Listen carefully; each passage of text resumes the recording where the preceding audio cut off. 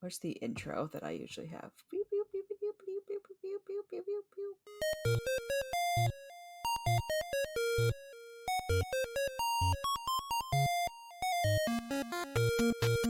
Hello, friends and fiends. Welcome to Bugs Need Heroes, a podcast illustrating the inspiring abilities of insects. I'm Amanda. And I'm Kelly. Before we get started creating this bug-themed character, what's bugging you, Kelly? Ooh. Well, we got a lot of rain over here on the East Coast It right finally now. rained over here too, which is Ooh. unusual for Oregon for it to take so long.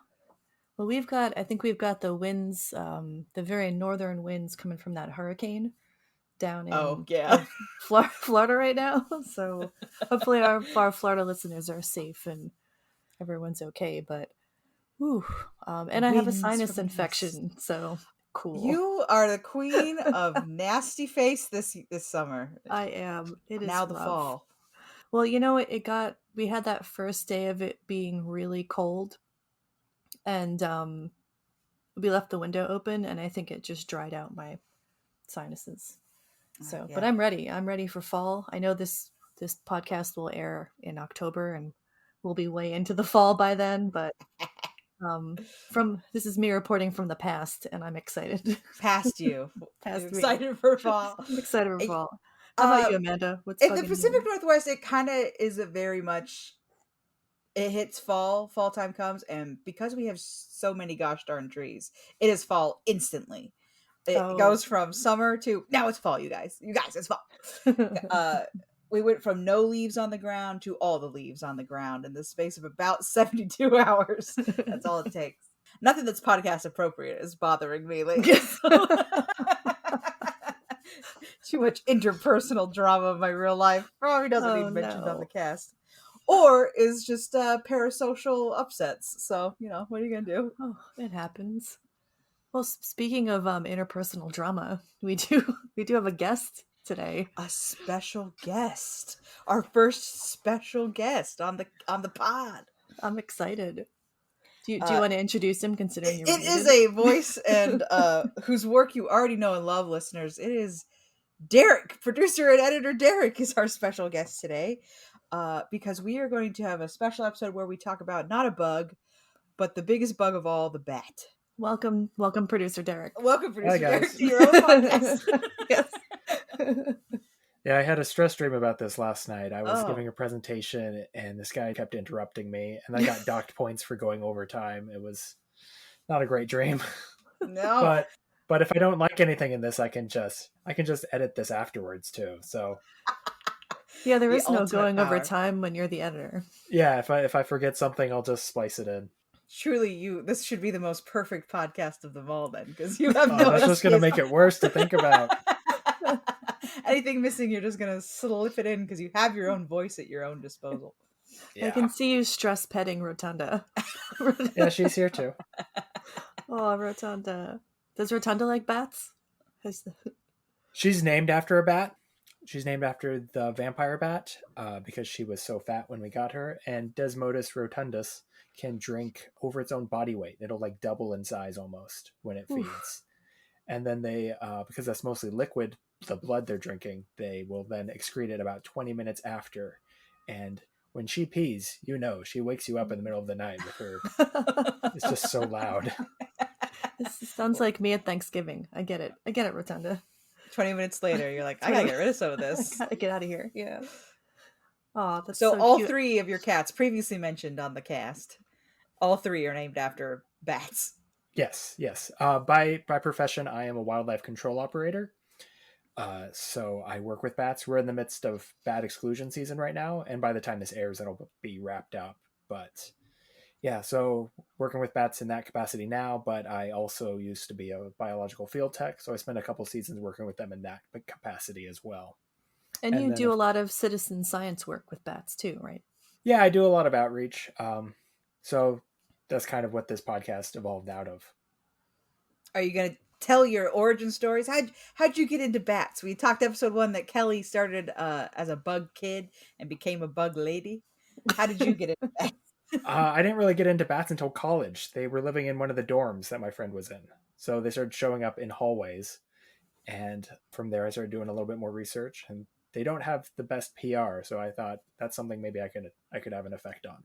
They do have a pretty bad PR. They do. They get bad PR. I'm always surprised when I'm watching something and they're like, "Oh no, I'm bad. It's tangled in my hair. I am gonna have rabies now." And I'm like, "Is that a thing?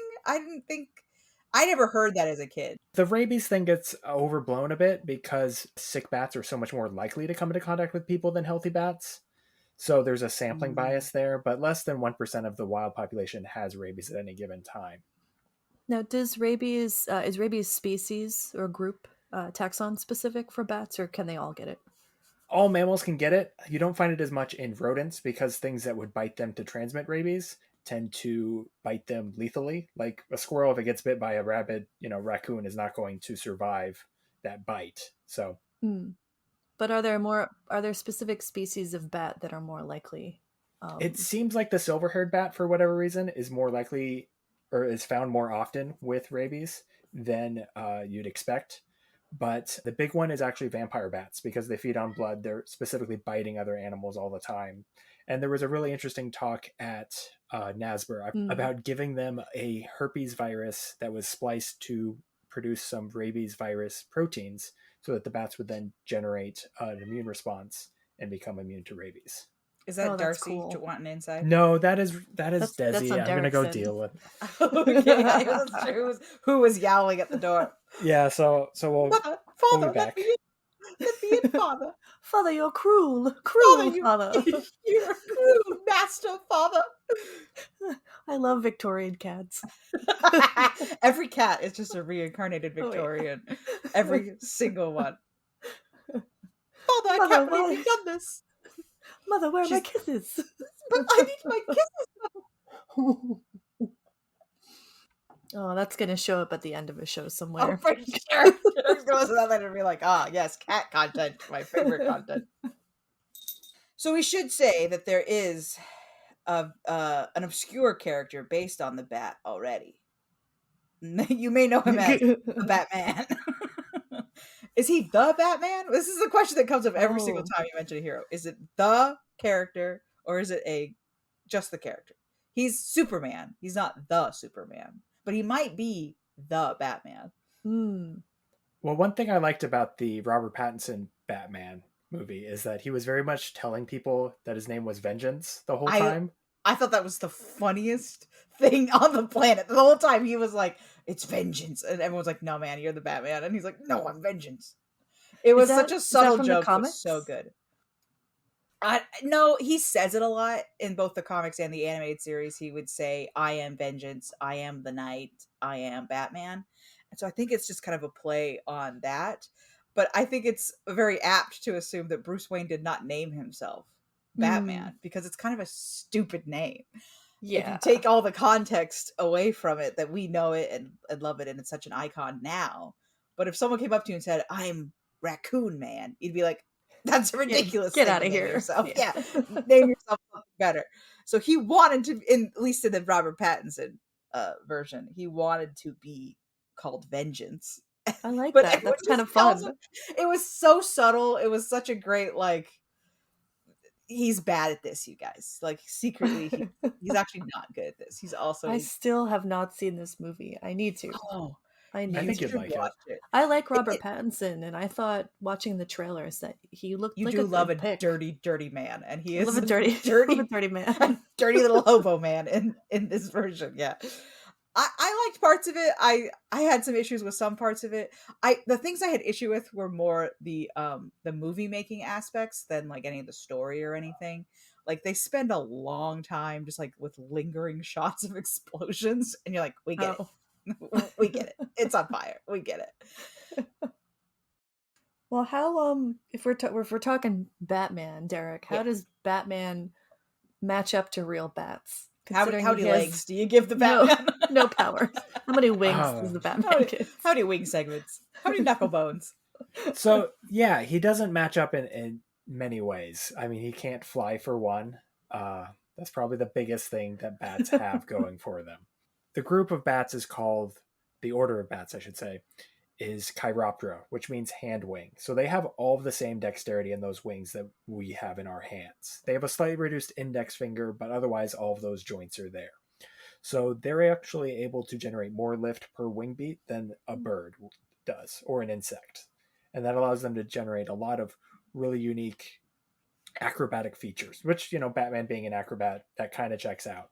But they're up there doing flips, spinning around. Their wings are proportionally much heavier compared to their body, compared to a bird, because they have, their bones aren't hollow. So they're able to throw an arm out and then use that to flip like a gymnast. Really impressive little guys. They will flip around. I mean, every time they land, they have to do a full flip. And let's see, I gotta find my notes here. I got too many tabs open.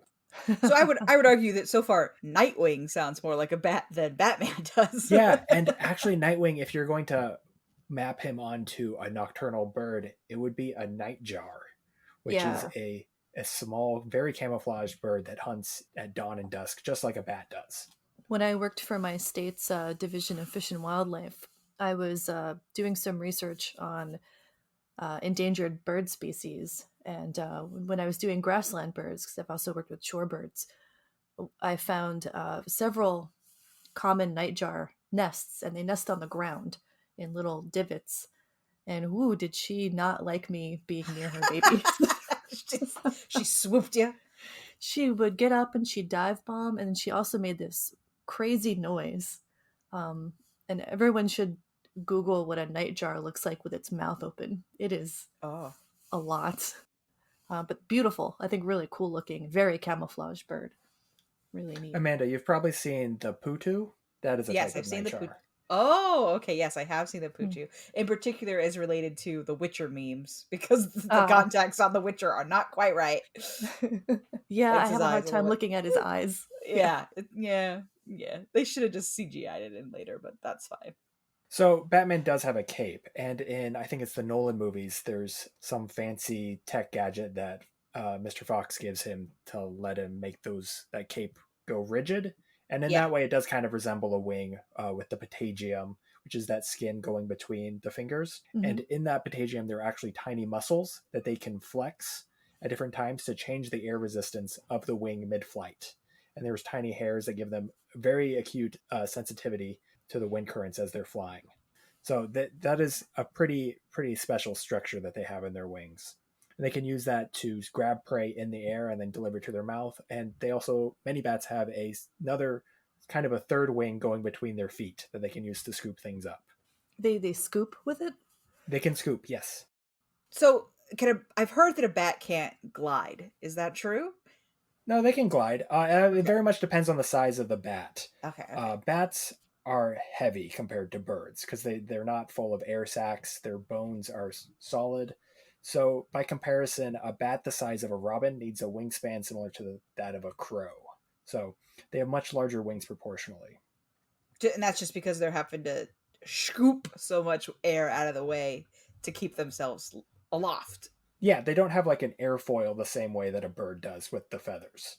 So it's gliding more like a flying squirrel than gliding like a red-tailed hawk.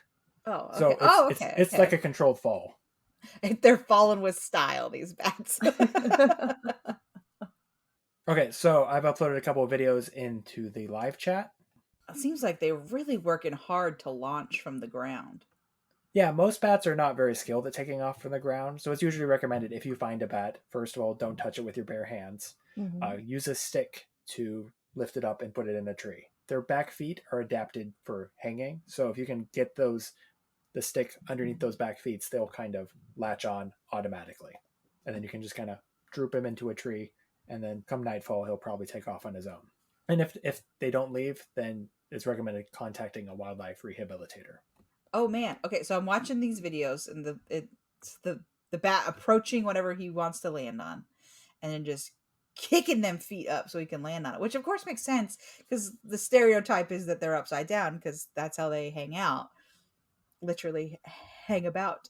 But I haven't thought about like having to come in for a landing upside down. It's quite the scooping motion up into the ceiling here.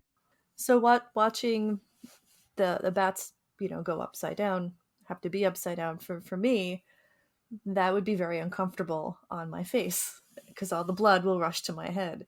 Do bats have a sort of adapted circulatory system for being upside down for so long. Bats have a lot of really cool adaptations for their extreme lifestyle of hanging upside down and flight and echolocating and all of these. And there a lot of them have feedback loops into each other. Like their lung capacity is about 72% larger than it would be for an equivalently sized mammal. And their hearts are somewhere between 1 and 2% of their body mass. So that is a huge heart for such a small little guy. And those hearts can beat up to 1,000 times per minute when they get going. One of the things about flying is that you're shoving all that blood to the ends of your wings. So they have those muscles in their wings to contract the stiffness of the patagium, but they also have little muscles that kind of act as secondary hearts to pump that blood back to the body. So having a larger heart, having adaptations to keep that blood flowing around, all kind of contribute to keeping that blood flowing. And their blood cells are actually smaller than in other mammals, so they have a higher surface area to deliver more oxygen per red blood cell as they go through their bodies. Does that alleviate? I'm just thinking about the implications of like little not quite pumps throughout their body. I am more familiar with behavioral and ecology aspects of bats versus physiological ones. So a lot of if you ask me specific questions about their physiology, I may not know the answer, and I'll have to look that up and then edit it in later. Yeah, that's fine. I don't know everything about every bug, so you can't know every specific part of of an animal. And we should say that there are 14,000 species of bats, over 14,000 species of bats that have been discovered so far. And so only a few of those have really been studied in depth. And there's so much that we don't know. Echolocation was only discovered in the 1950s. That's crazy. Oh, really? It's that recent? That's like plate tectonics, which was only really considered a theory in the 60s. Isn't that insane? Plate tectonics. The modern era is so much shorter than I think it is. Well, do you have a favorite bat, Derek? It varies back and forth. The one I probably see the most often, and so I'm always excited to see, is probably the big brown bat. They have a lot of really cool adaptations. They're probably the most urban bat at this point, at least in North America, because they'll regularly use houses and things. They don't exhibit the same amount of lunar phobia, so bats are afraid of the moon. They don't like bright lights, so light pollution affects bats quite a lot. Sound pollution does as well, but big brown bats seem to exhibit less of a negative effect from light pollution compared to some other species. So they do better in urban areas. They're called the big brown bat, but they're still pretty small, only a little bit larger than a mouse. What's the distribution of the big brown bat? They go up into Canada, down to Central America, I believe. It's a pretty big range. Most of the United States has them. East to west, too? Yes. Yeah. Full range. Wow, it's really unusual for a mammal like that to have, I think, full east-west distribution. It's possible, right? It's cryptic, like that there could be multiple species. That's always a possibility with bats. They can hybridize to some extent within their genus, and a lot of the species can only really be distinguished by their echolocation calls or if you do genetic testing. Oh, interesting. Wow. Yeah, so each bat species sings a very specific echolocation song, and they'll sing songs to attract mates and things. But that's something that we've only really found out about since we discovered echolocation 50 years ago. And there's a lot of research that goes into that and trying to establish call libraries of different bat species. So there's tons of bats that we're probably missing because we don't have a full echolocation repertoire for different parts of the world. Is that how the different species distinguish each other as well through their calls? That's definitely part of it. We know that they do a lot of different behaviors with echolocation, such as eavesdropping. So they will listen for where other bats are foraging to find the best places to hunt insects. And they will... Smart. They'll actually... Some species will jam each other. So they'll yell, hey, hey, hey, or whatever to get another bat to miss an insect during its approach. So they're jerks. They can be. Some of them are territorial to some extent. So the hoary bat, which is one of the larger species in the United States, they're beautiful creatures. Hoary, hoary, like they're covered in frost because they kind of have a silvery color to them. And they patrol edge habitats, particularly. It's one of their favorite spots. So where a meadow meets a line of trees. And they will kind of defend that area from other bats and chase them off. Oh, they're very cute. I just looked up the photo. Amanda, So much check out this bat. information. It's Oh, adorable. I'll slide over. So much information just got dropped into my brain hole just now. It's like in a very short amount of time.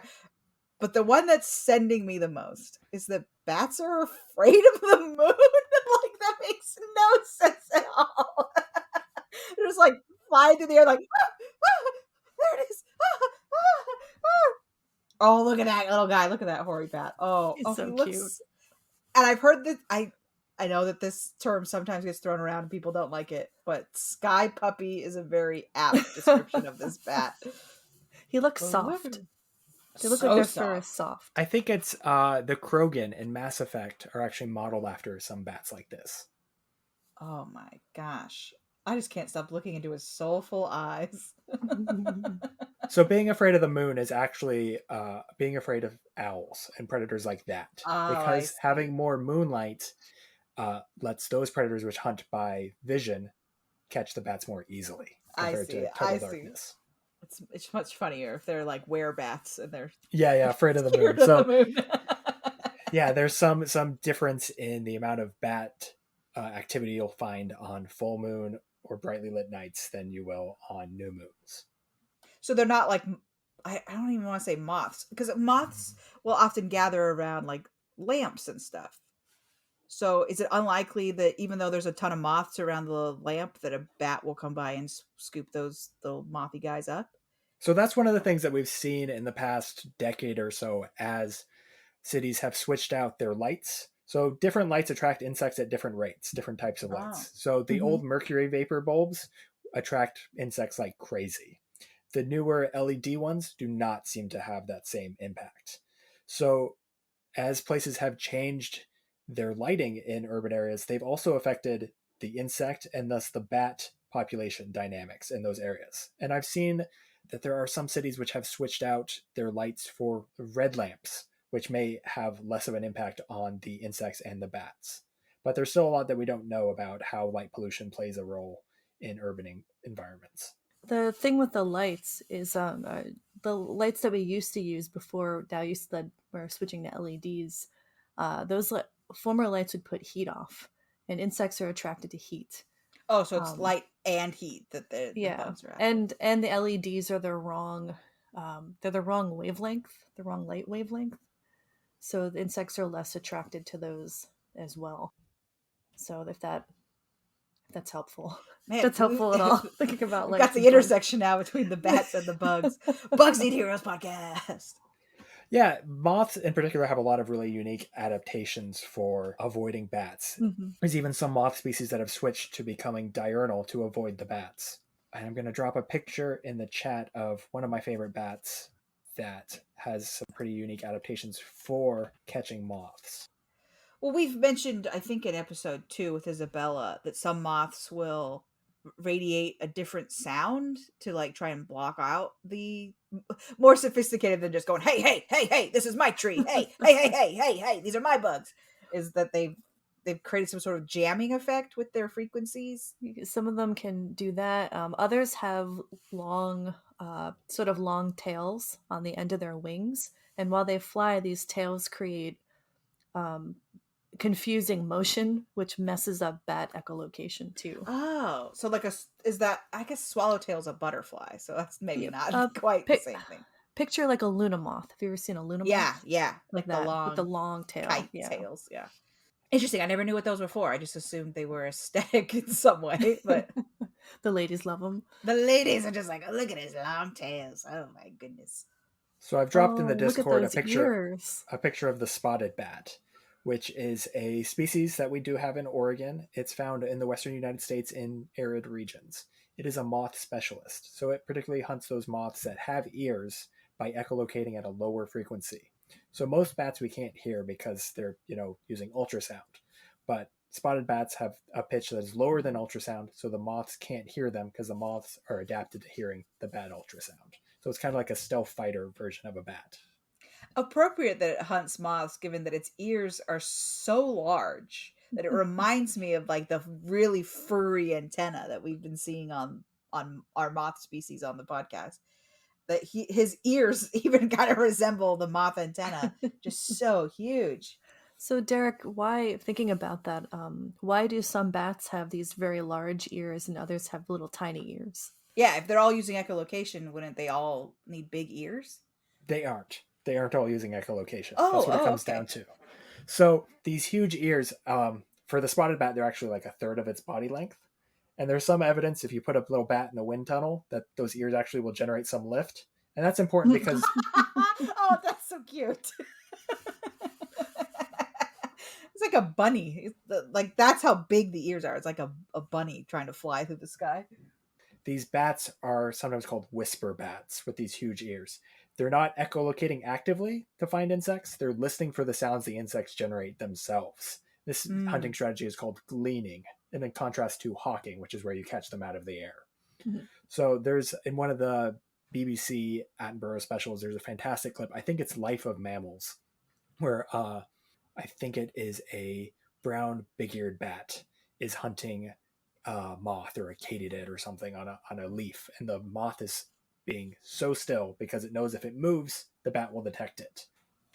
I do have to say, you said there's 14,000 bat variations. 1,400. Okay, sorry. Oh, that was a way bigger number. It's a big difference. Wow. But I mean, 1,400 is nothing to sneeze at. That's a lot of variations of what is essentially the same shape of little guy, big wings. And so far, we've had names like spotted bat, big brown bat, little bat that's in my house. Like they all just seem to have like the most banal names. Just like, look at that bat. What color is it? It's brown. Is it big or is it small? It's big. Yeah, the common names match much more closely than you get with birds sometimes. Are there any particularly funny common names for bats that aren't just... There is a spectacled bat, which looks like it has glasses. It's no blue-footed booby, but I'll allow it. Yeah, I'll take it. The bat people, or the bird people of are spectacles, weird. Derek, the whole blind as a bat trope. What can you tell us about their eyesight? Yeah, if they're not all using echolocation, are there any of them that are using site specific? So all of the big fruit bats, the flying foxes, all rely on sight. They cannot echolocate. And there's a big debate over whether bats developed echolocation first or flight first. If they developed echolocation first, then that means that bats lost the ability to echolocate. The flying foxes and stuff. Yeah, and there may be there's a good physiological reason for that. I mean, essentially, echolocating is a free action when you're flapping your wings because you're already breathing out with each wing beat, kind of. But when you're larger, you're making fewer wing beats, so that then becomes less easy to do. Derek, can you explain for the listeners how a bat creates echolocation? Yeah, for most of them, it's basically screaming. So, yeah, because they're using their larynx to generate sounds. There's one genus of fruit-eating bats that does it by clicking their tongue, but generally it's tied to their lungs, just like our speech is. Okay. And there's some that do echolocate through their nose, which is kind of like humming, but for other ones, it is basically screaming. And so that's why you see a lot of pictures of bats with their mouths open when they're flying. They're echolocating in flight. Very cool. Very, very cool. And that's different from like whales who echolocate in what way? Whales would be similar to humming that same way. They have a melon organ in their head that essentially reverberates and focuses the sound that they make by sort of like humming, but they're not breathing out at the same time. They're forcing air through their body. They force it up through that top part of their head to create the vibration. Right. The big old forehead that we see on so many of them. That five head that the orca. Yeah. If you've seen what is it, Finding Dory? They have an interesting character who needs to echolocate and can't. I need to use the bathroom. Sorry. Hold on. All right. Be free. Okay, so I uploaded a picture of that spectacled bat into the chat so you can see him. Let's see. Oh, he's cute. He does look like he's wearing little glasses. Oh yeah, he's a teddy bear of a bat. Their vision is probably comparable to that of a cat, whereas most bats would probably be more comparable to a dog or a a rat. So they don't have great color vision because they're adapted to seeing at night, but over long distances, that's kind of what they would use to navigate, because you can see the horizon. Some bats can even see into the UV to go to flowers, or polarized light to navigate. Yeah, can you talk about one of my favorite topics is bats as pollinators? Yeah, so bats All have these been secret pollinators. Yeah, I love it. Sneaking I up love on a me. secret pollinator. yeah, so bats have been observed to be. Sorry, I just clicked something, so that's something I'm going to have to edit out. So hold on, let me go back. That's okay. Reset. So bats have been documented visiting over 500 different flower species, and that represents about 70 different plant families. And That's they'll awesome. spread seeds of even more than that. I mean, well, maybe not more than that. A lot of seeds, because bats aren't afraid to fly over open spaces the way that birds are. So they represent one of the primary seed dispersals for disturbed forests, particularly rainforests, because they'll eat those plants, fly over some open area, poop in the whole way.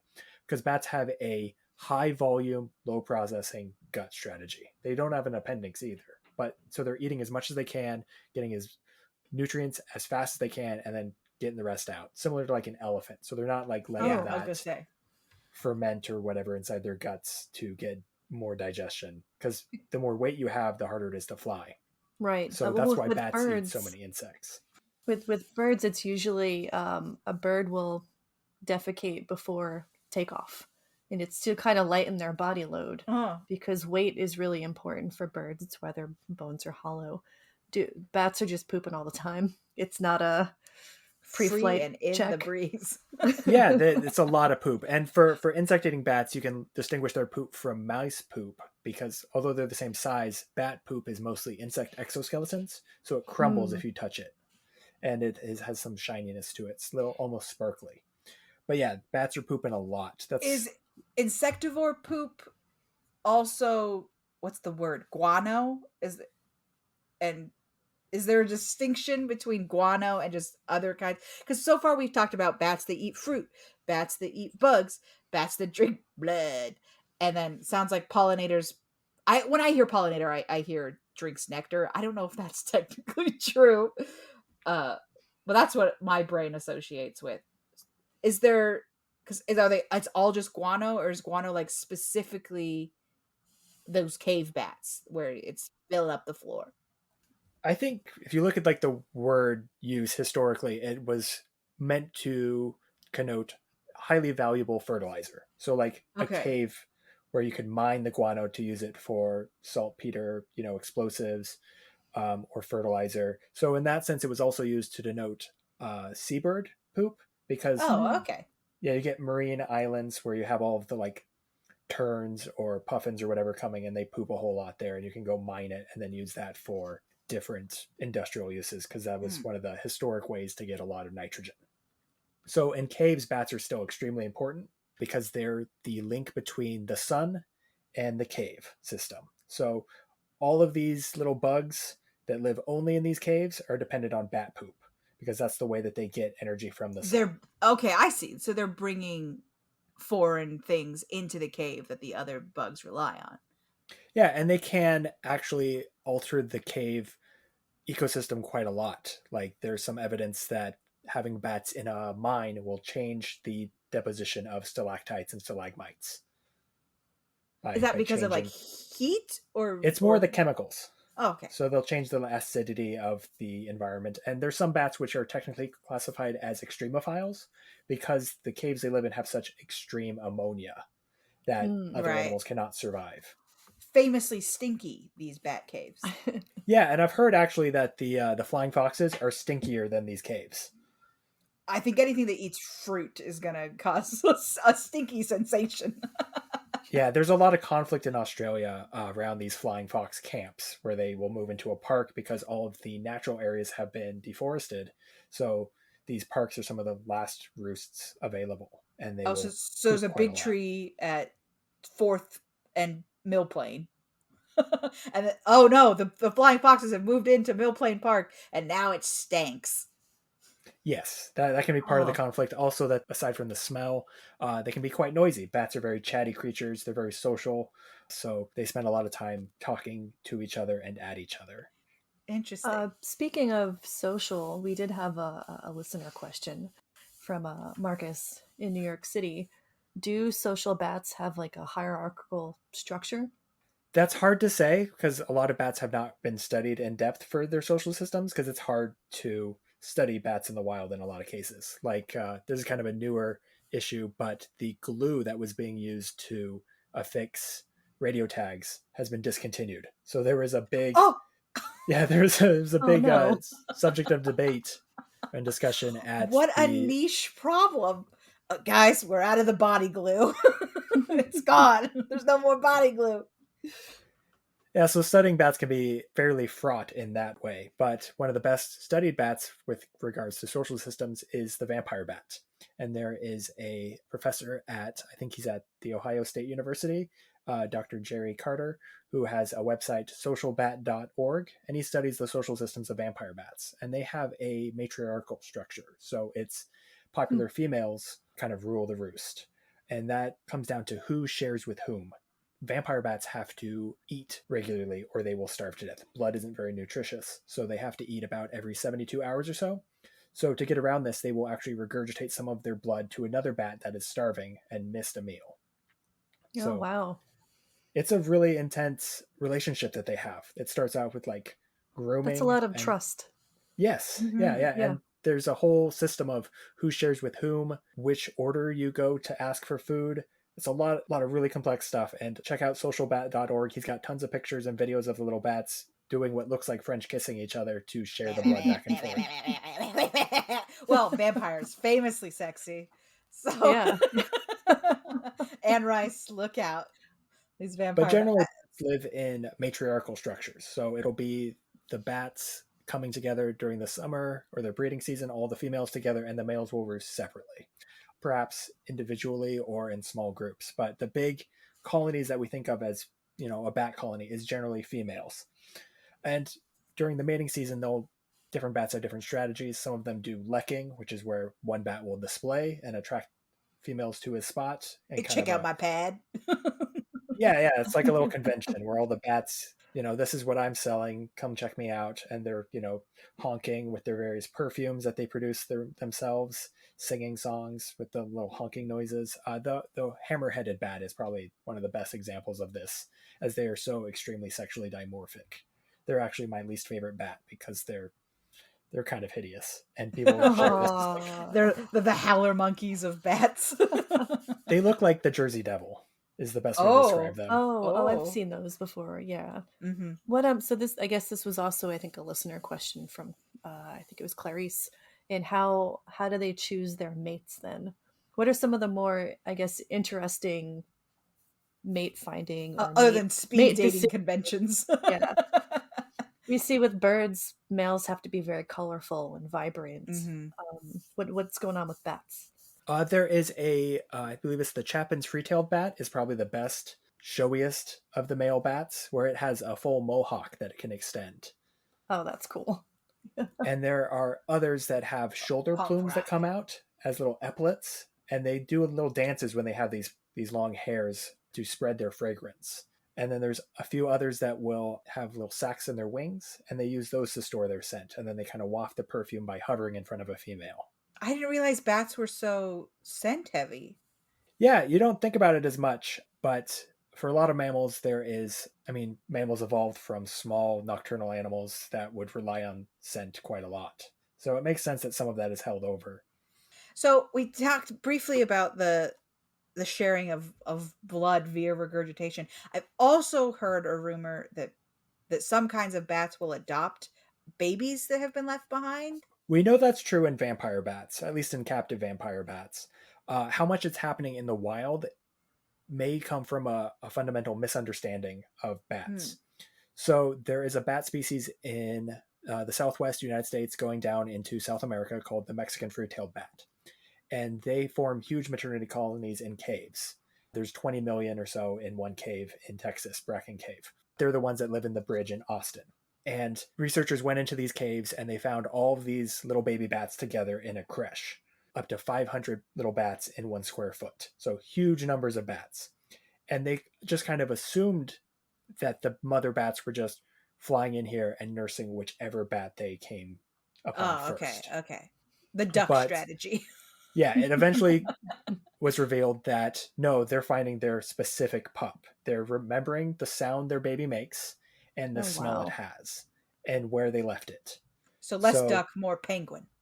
Yes. Yeah, that'd be a good way to compare it. So in that regard, the adoption may be a little bit of a misconception from that early assumption.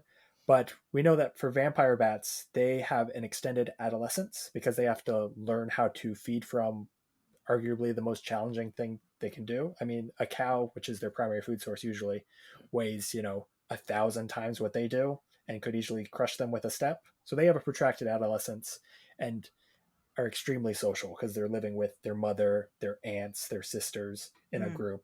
That's interesting. So we've talked about rabies and the cliche of like, it's in my hair.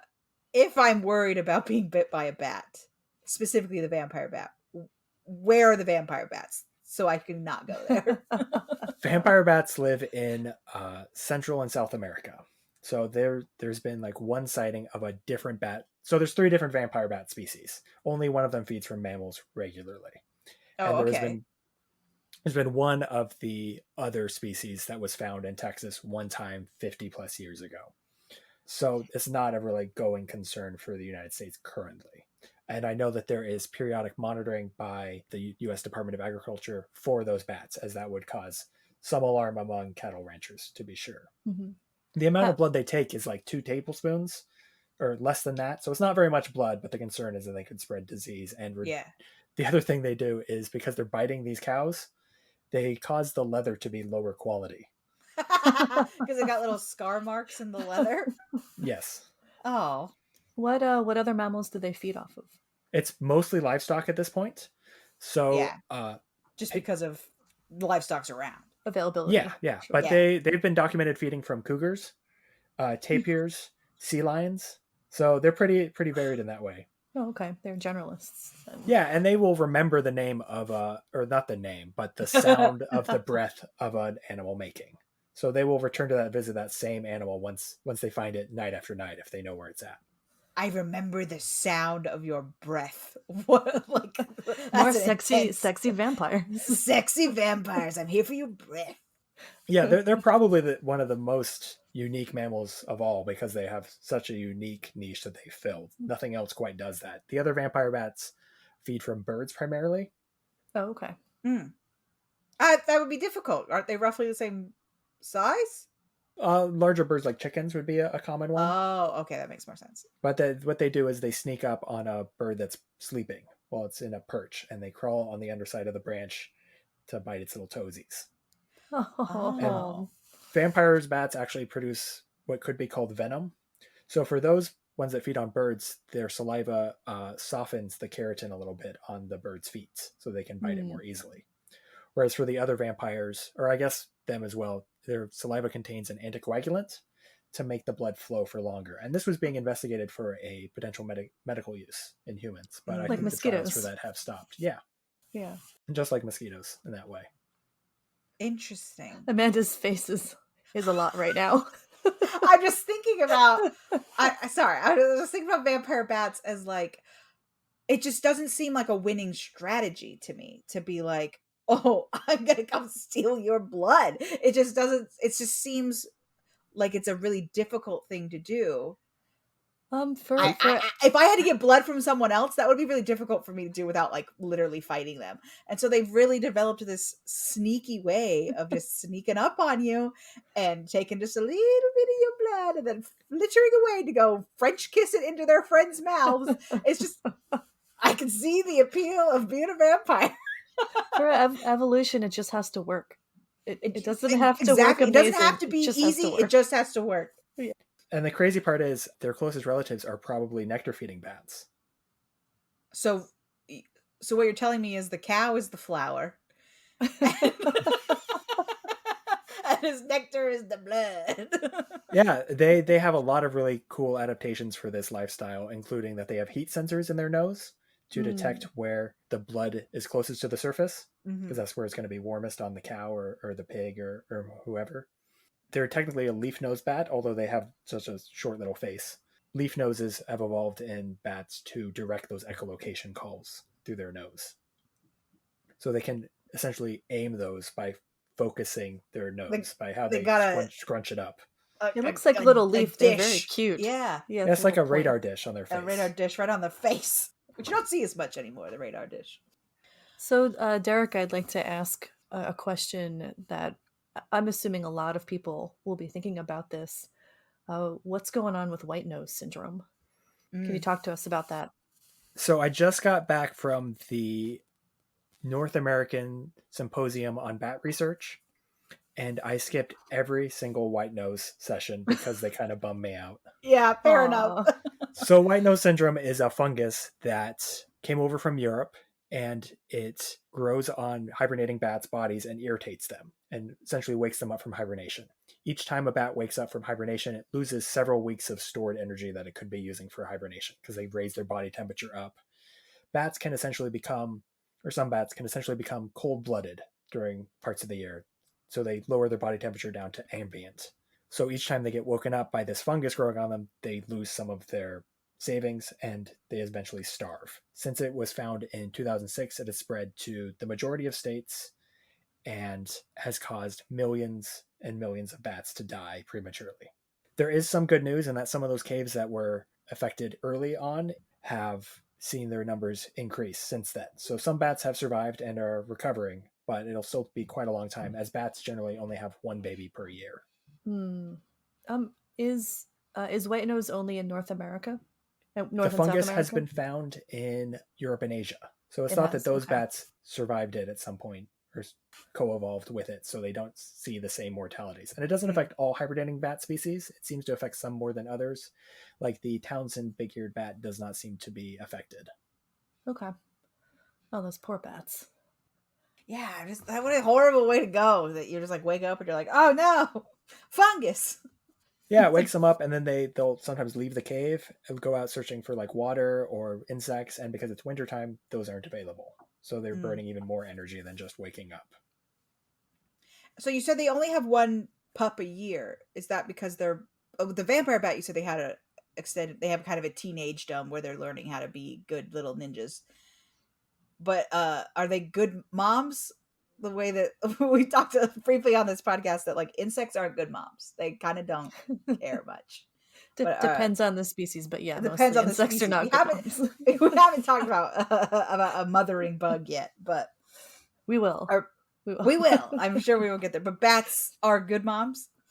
Yeah, bats have extremely large babies. So when a bat pup is born, it's somewhere between 20 and 40% of its mother's body weight. Oh, that poor mama. Oh no. I mean, as someone who gave birth to a 9-pound baby, let me tell you, they get you. Yeah, and then they got to produce milk for that baby. So pregnant and lactating bats will consume huge amounts of food during that time. Do they have twins sometimes? There are a few species which have twins, but generally bats are having one pup per year. Oh, I think the one little puppy under each wing. That's so cute.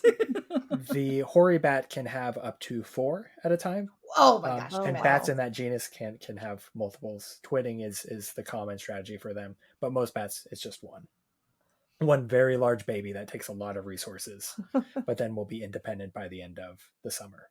And the bat baby just clings on, just for a time. Okay.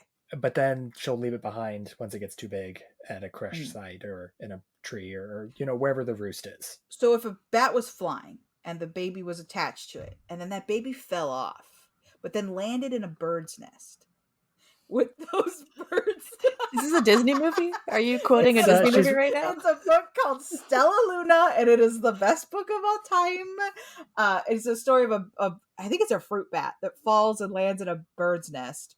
And so the birds raise it as a bird. And so it like has all this identity confusion about like, what's a bat? What's a bird? Happy ending. I told you I met the author, right? Yeah. Yeah. Janelle Cannon. She's wonderful.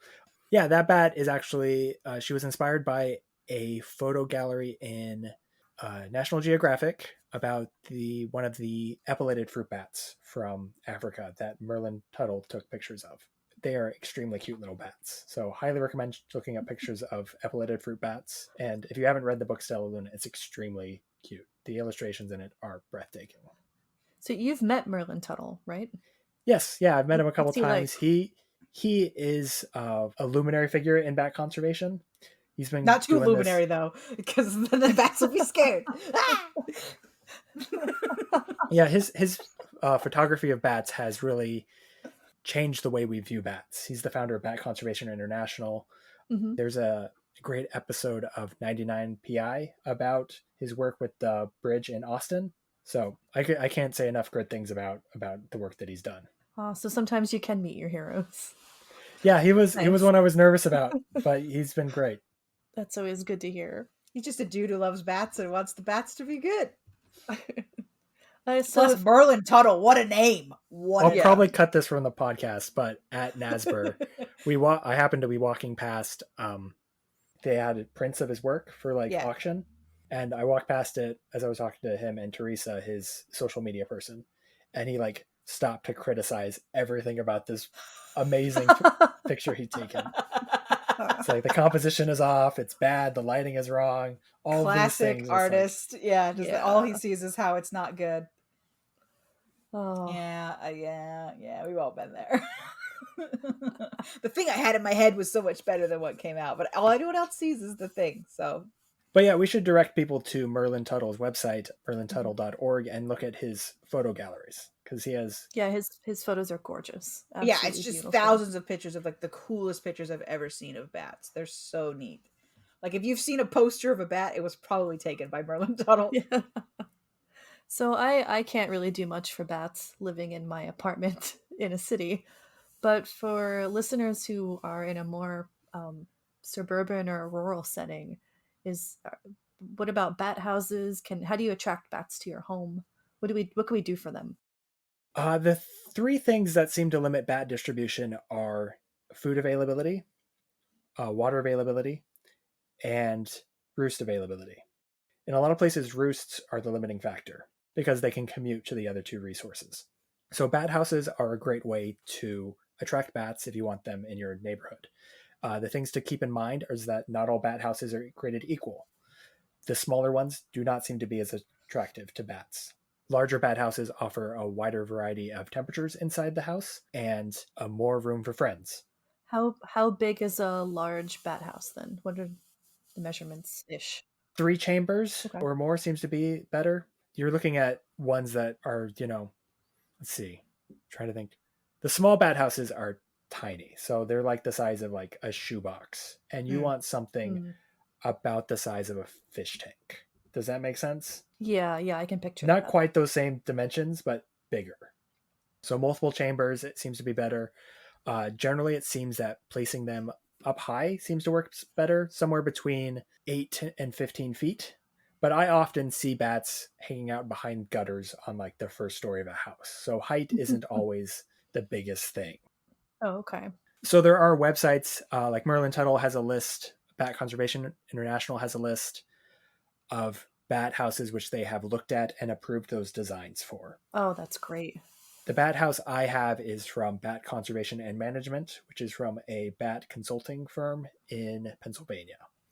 And that one was super easy to hang up, had instructions and everything. The only difficult part was getting it up high on my house. But that can be the trickiest part is doing a pole mount or mounting it on the side of the house. Pole mounts seem to do a little bit better often. Can you mount them on trees?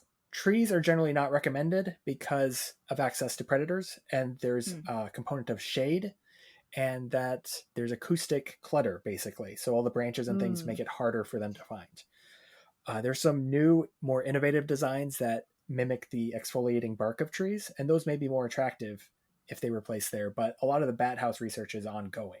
And we found that some of the old recommendations for bat houses are bad, like painting it a black color in some areas can lead to extremely high temperatures on the inside that will kill the bats. So that's something that is still being investigated. So at this point, paint seems to reduce decay, which can be good, but painting it a black color is probably not the best. Maybe a blue or something like that may work a little bit better depending on your latitude and how much sunlight you're going to get. Oh, this reminds me, speaking of hibernation in houses, do all bats hibernate? No, some bats migrate. So that hoary bat we looked at a picture of earlier, they can enter torpor, but mostly they seem to migrate. And we don't know where they go exactly, so the routes they take. That has been a big problem for wind energy. So bats are not good at avoiding wind turbines. So they get too close to those and they'll get struck, or they will experience barotrauma. So basically their lungs will burst. They get the bends in midair. Oh, wow. That's terrible. Oh man. Yeah, so Just aside my own from business. Pow! aside from white nose syndrome, wind energy is one of the major threats. Or irresponsible wind energy, I should say, a major threat to bats. Yeah, they talk about bird strike a lot with wind energy, but bats are just as affected. Yeah, I worked on a wind mortality survey, and we caught many more bats than birds. So it may be that there's different structures, like the size of the wind turbine affects which species are going to be struck. The location certainly plays a role. If they're on or off during the night, like if you turn them off at low wind speed, you'll hit less bats because higher winds, less insects are going to be flying. There's going to be less bats. But at lower wind speeds, those blades are huge. You see them going down the freeway. So at the tip of those, they can still be going crazy fast enough for a bat to not avoid it. Wow. My gosh. Oh, those poor bats. Yeah, I just think about exploding in midair and just like, ugh, dislike. So let's go over some of this. The power. I haven't been drawing along because we were kind of having a very special episode.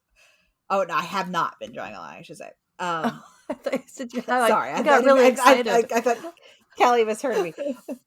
So we talked about that the hearing was excellent, obviously, and that's true of all bats, even the ones that hunt fruits that don't make a noise. Yeah, they'd still be able to hear very well. So, if we were to make a bat character, because we're BugsNeedHeroes, I think you'd have to make it a villain character because it'd have to eat our friends the bugs. I'm imagining big, long, spindly hands because of their big their wings. We talked about that they're great singers. Really, I guess we should compare to Bruce Wayne, who already exists. So if Bruce got bit by a radioactive bat, he would kill it on karaoke night because he just had all the dance and singing skills he wanted. He could hear excellently, fly, we talked about. He'd still be a member of the 1%, just because that's how it works. Oh, he'd be a great father. I think we've seen that to be true. With all those little robins running around. We haven't talked about, would a bat and a robin be friends? Well, I want to go back to that great father comment because there actually is a bat that was found where the males were lactating. Oh, a little daddy juice, huh? Oh, daddy juice, Amanda. Oh no, cut out daddy juice. So, but Dad. We don't know if nursing or if there was an element of parental investment or just like because other male mammals can lactate sometimes. Human males if you can got lactate. nipples, you can lactate. Yeah, so that was an investigation that needs to be followed up on, was that finding. But it's something that I think is worth mentioning with all the comments about the bat suit having nipples. Oh, so maybe George doesn't need discounted quite so quickly. It's on the Val Kilmer bat suit too. Is it on the Val Kilmer suit? Yes, it is. Okay, I'll have to check. So you asked about robins. Yes, robins. Would a bat and a robin be friends? Like a la Stella Luna? No, they would not. There is a bat species in Europe called the greater noctule, which hunts migrating songbirds in flight. Oh, wow. That's amazing. So they're both flying, and then the bat just takes him out? Yes, so these songbirds started migrating at night to avoid predatory raptors. And the bats are large enough that they have evolved or adapted to also take these birds opportunistically. So these little birdies are like, we can't fly during the day because there's red-tailed hawks out there. They're going to get us. I don't know if it's red-tailed hawk, but you know what I mean. They're going to come and get us during the day. So I know what we'll do. We'll fly at night when the birds are asleep. And then it didn't work because now the bats got them. So now I'm going to upload a picture to the live chat Take a look at that. Oh no. Oh, Wow. wow. That bird's practically the same size as that bat, and he has taken it. It is his lunch now. Yeah, Yeah, so that the is name of this paper surprising. was actually that like revealed this finding was called like Bats and Robins. Like bat biologists can't resist a pun. They also can't resist the Batman connection. Yeah, so Batman, his best sidekick would probably be poison ivy because of the complex relationship bats have as pollinators and seed dispersers. Hmm. The flowers that attract the bats, they will have the ultraviolet light reflecting off the petals so that the bats can see it. They'll produce a strong odor that the bats can smell it. Then they'll bloom at night. And some of them create acoustic dead zones. So they'll have a bunch of fibers so that the bats can hear, like, my echolocation isn't returning from this spot. There's something there. And they'll know, hey, this is where the flower's at. Or sometimes the leaves will be shaped in such a way to reflect the ultrasound back to the bat. So they'll trying to attract them visually with smells and with echolocation. They're adapted for the bats. And there's even a pitcher plant that co-evolved with this tiny little bat called Hardwick's woolly bat, which then roosts inside the pitcher. Aw, that's kind of cute. Hardwick's. Yeah, I like when they're asleep in the little leaves. There's a couple bats that do this sleep inside the leaves thing. And it is just so cute. Oh, the Hardwick's woolly bat is not cute. Well, they can't all be winners. He's got some little pointy teepees going on.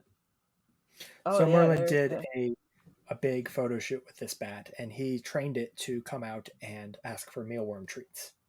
Or rather, the bat learned to boop him in the nose to get an extra treat. Oh, that's funny. So bats are very smart little guys. Smart, They have to. yeah. They're living in a fast-paced world, and they got to be able to step up to that, or flap up to it, rather. So one thing we always have to ask about is how long do they live? Being a mammal, they don't go through a pupal stage like our usual guests, where they spend 17 years as a baby and then 2 weeks as an adult. But how long does a bat live? The record is over 40, I think 42 years. It's a Dang! little tiny bat. Relative to the little brown bat that we have here in North America, it's Brandt's myotis. It was banded and then recaught some 40 plus years later. So it could be older than that, but we don't know. Because they don't know when they banded it. Yeah, they don't know the age at that point. Interesting. That's funny because a lot of small mammals just don't live very long. You think about your gerbils, but they're also prey animals, so maybe, Yeah, bats have extreme longevity for their size, which can explain why, Batman would still be fighting crime into his 40s or 50s or whatever in those. 40. Yeah, he's been Come rocking on, man. 35 for a We're long, still long time. prime. 40-year-olds are. Look at Tom Brady at 43. So let's not look at Tom Brady in any situation. The guy annoys me real bad. My husband's from Boston, so we're a Brady household. Or we were. He's not on the team anymore. I'm more impressed with 60-year-old Batman fighting crime. Yeah, it seems like Batman stories always dissolve into like he's 60 now and he still wants to fight crime, but he's too old and beaten up, His and back also hurts. Incredibly bitter. He's ruined every relationship he's ever had, and now he's got a clone son. Spoiler alerts for Batman Beyond. Derek, how long do bat juveniles take to become adults? What's the baby stage? So we mentioned that vampire bats take a little bit longer because they have to learn so much more. Most bats, they will kind of, or at least for North American bats, they're independent by the end of the summer. So they're born sometime. Fast. Yeah, pretty fast. I think the shortest I've seen is like 3 or 4 weeks. But I mean, when you start out so large and you're, only have to get, another 30% larger or whatever, then it doesn't take quite as long. Give birth to a 14-year-old. Yeah, that's kind of how it is. Gross. But yeah, bats don't build nests. With a few exceptions, there are bats which roost inside tents, which they make by biting trees. Or not trees, but, large leaves. And then it collapses this, like, banana leaf. So it folds over into a tent that they roost inside. And then the thought is that it's primarily male bats that make these and then use them to attract the lady bats. But I forget what was the question. How long do they stay How long babies? do they live? Yeah, how long do they stay babies? Yeah, when they're born, their hands are cartilage, just like us. Human babies the bones aren't fully ossified. So you're able to look at captured bats in late summer and see if they're still juveniles, because they'll still have that kind of cartilage growth plate at the end of their joints. Oh, interesting. That's cool. Yeah, older than that, you start looking at things like teeth wear and, doing molecular tests on the, strontium in their fur, stuff like that, which is beyond me. So if a bat needs to become a member of the 1%, what kind of company would he open? Probably like tequila company, like Clooney, because bats are the sole pollinators of the agave plant. So we've talked before about how chocolate comes from like one bug. So the tequila is coming from one species of bat or a couple species of bat. There's a couple, the Mexican long-nosed bat, and I think it's the Mexican long-tongued bat. I'll have to splice in if I got that wrong. But they're migratory species that come up from Mexico and follow the blooming of the agave and visit those. And agave only blooms like once every 100 years or something, and then it dies immediately after that. Oh, really? I didn't realize that about... I don't drink tequila, so the life cycle of tequila is beyond me. But the harvesting of tequila happens before they bloom. So if you're too intensive with your tequila farming, you're not leaving enough agave for the plants to visit. And you don't want all of your plants to be clones of each other, because that leaves them susceptible to disease, like what has happened with bananas. Right. Banana's another one pollinated by bats, but all domesticated bananas don't produce seeds, so they're all clones. Really? Wow, we've really fudged up bananas. Yeah. I didn't know I knew we had fudged up bananas, but I didn't realize how badly we'd fudged up bananas. Oh, so Derek, bats are obviously pretty reliant on their wings. What happens if they tear that? Because the membrane's pretty fine, right? If you feel a bat, you almost don't feel the wings, because it's so stretchy and soft and small that it's like skin, right? It's skin, yes. It's highly vascularized. It's got lots of muscles, tiny microscopic muscles in there. So it feels kind of like the skin of your eyelids almost, but yeah, very, very thin skin. And since it's so vascularized, it can recover from tears pretty easily. So it's not uncommon for bats to, have that wing membrane damaged during flight or fighting or, whatever. If you go to the zoo, you'll often see your fruit bats, getting into squabbles about things. How long does it take for a tear to heal on average? I think a hole the size of like a quarter or so would take less than a year or so. I don't know the precise numbers, but bats in rehabilitation do pretty well if they're able to be triaged.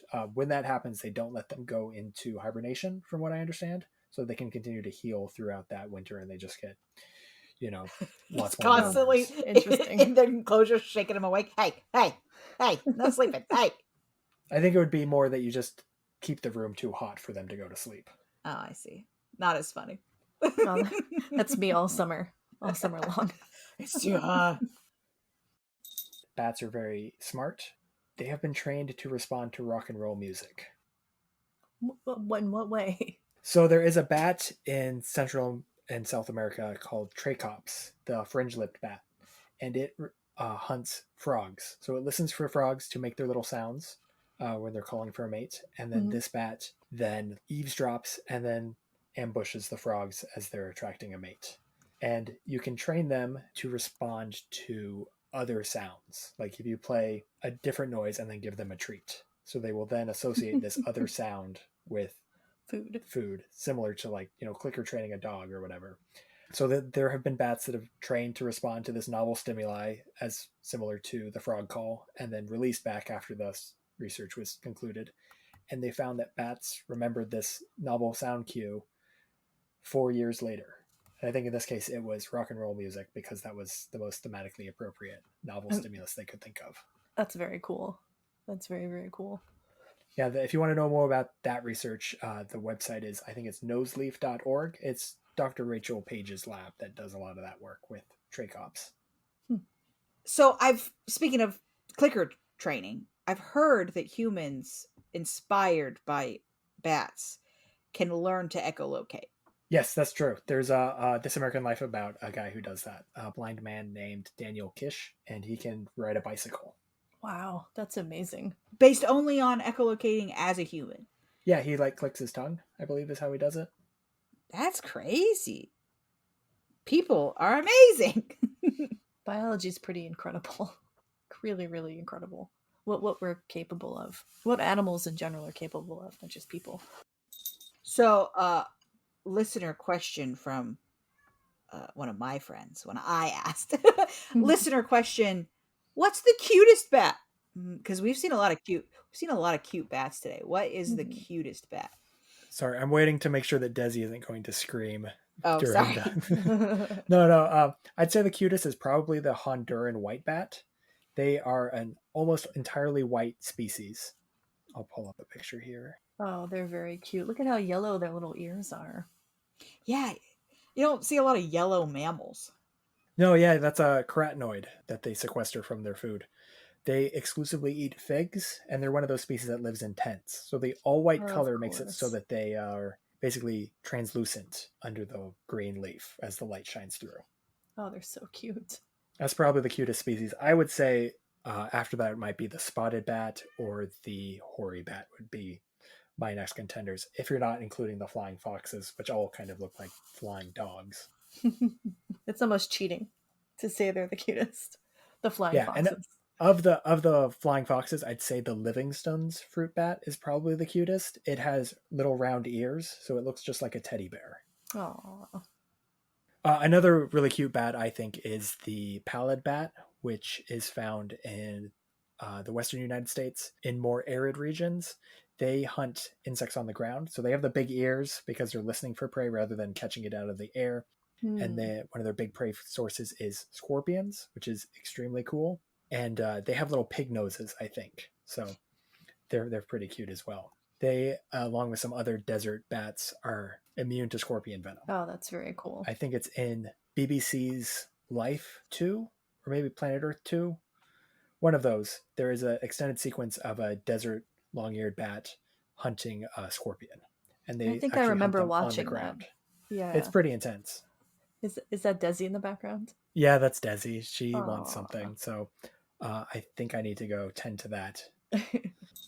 Anyway, so out of 5 bottles of tequila, how many bottles do you give the Batman in comparison to our bat friends?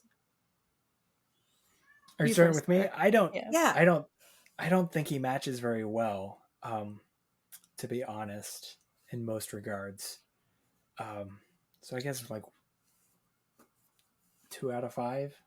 2 out of 5. Okay, so he's social and a great dancer, but other than that, nothing.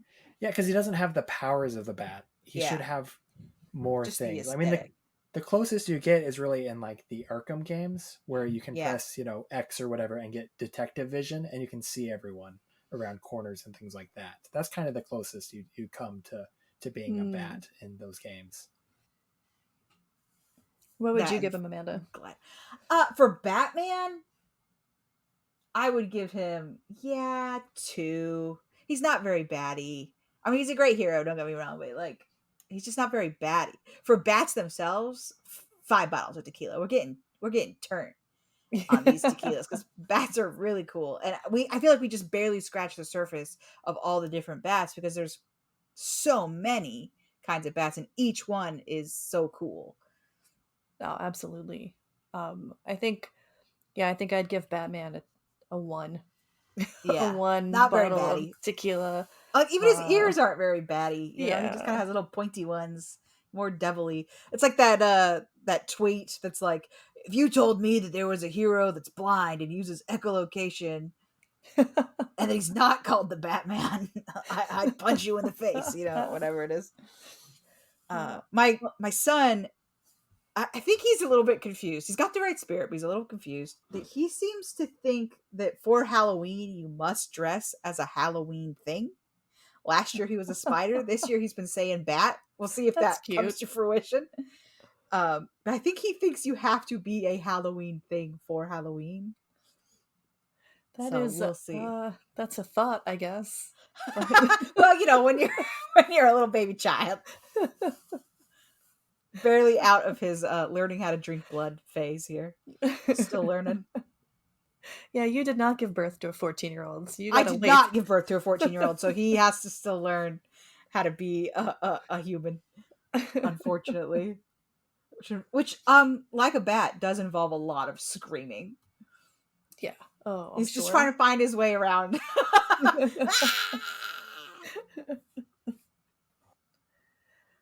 Well, this was awesome, Derek. Thank you for chatting with us about bats.